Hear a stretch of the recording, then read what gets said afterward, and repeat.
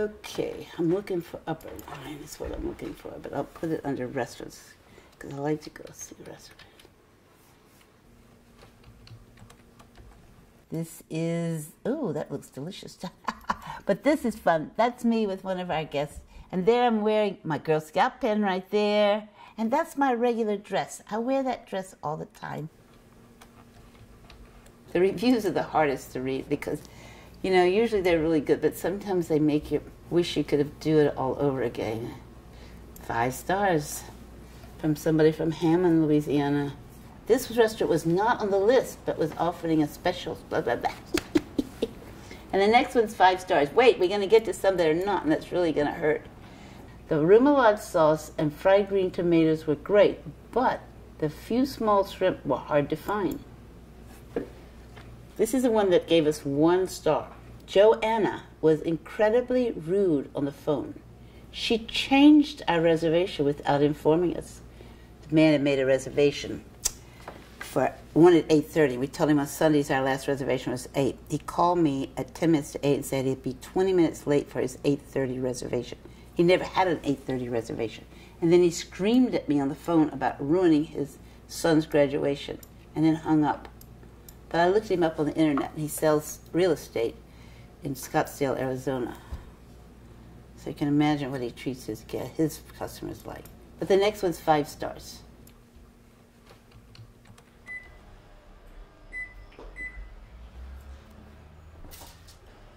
I grew up in Alexandria, Louisiana as a young person, and literally the table was on the phone.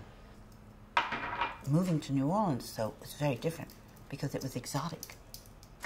Someone like me, who grew up very poor and hardworking family, you come to New Orleans with a puritanical work ethic, and here's the Big Easy. And for me, that's made it possible for me to do things I could never have done in another city. Because in the environment that is New Orleans, that Big Easy environment, energy goes further than any other place in the United States. The French Quarter in those days, it was this great melange of people rubbing shoulders. It was not a gumbo. Everything had not blended together. It was more like what I think of a jambalaya, where you're right next to each other and rubbing shoulders, but each element still retains its distinctive elements.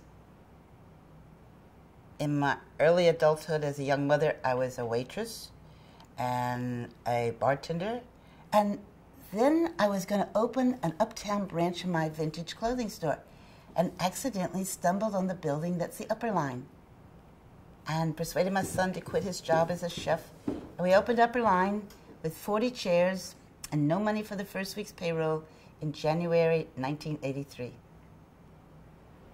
I'm not the chef. I do contribute to the menu direction, and I need for the restaurant to express my point of view with the help of others. So I'm a restaurateur. Oh. My grandfather was a very hardworking man. He could do everything. I was so thrilled when he came to the restaurant. He was living in Alexandria, and he was in his 90s, and he came to dinner, and he was very sort of looked at me and thought I was pretty sly to charge these higher prices for people. He just didn't think people would be willing to pay that kind of, but he liked it. And I was I think it's the highest praise I've ever gotten. He didn't say it to me straightforward. He said it to my brother. He said, you know, that girl has gumption, and gumption's a good word. If I have gumption, it can make me not afraid. It can make me more willing to fail. It takes gumption to sometimes not worry too much about what other people think.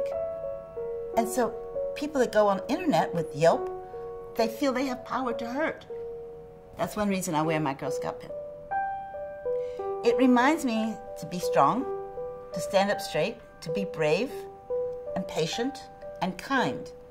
And then just the act of me wearing it makes me feel slightly silly. And that makes me smile and giggle, and that makes me feel good again. You know? Upperline, may I help you? Which night? How many people? Oh, would you like us to do anything for the birthday? Yeah, well, what we can do is put a candle in his dessert and sing, or just a candle, whichever. Sing. Okay, what's his first name? With Upperline, the art plays a huge role because there's so much of it. I mean, got hundreds of paintings.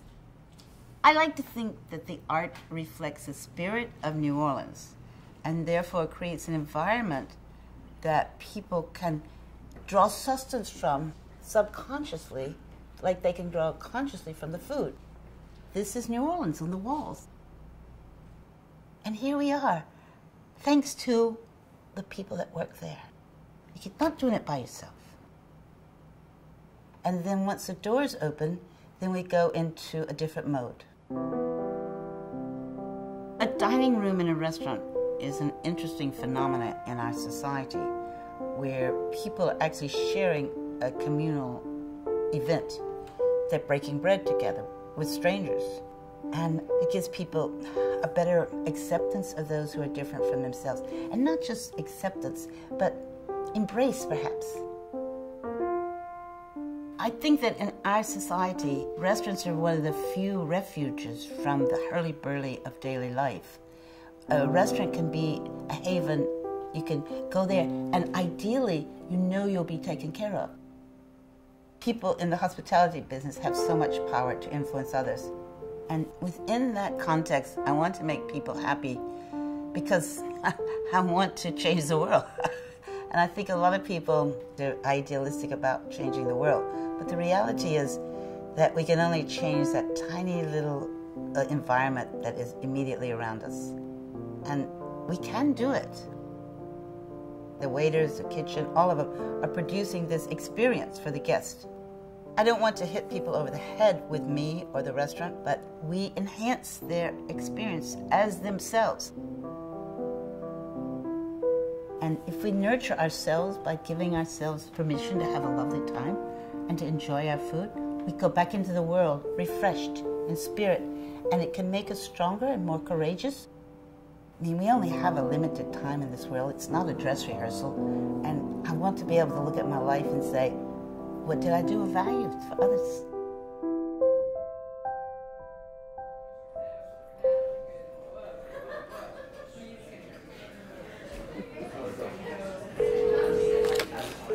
Upperline, may I help you? And he said, we need a person to do the first television show in the South. I said, count me in.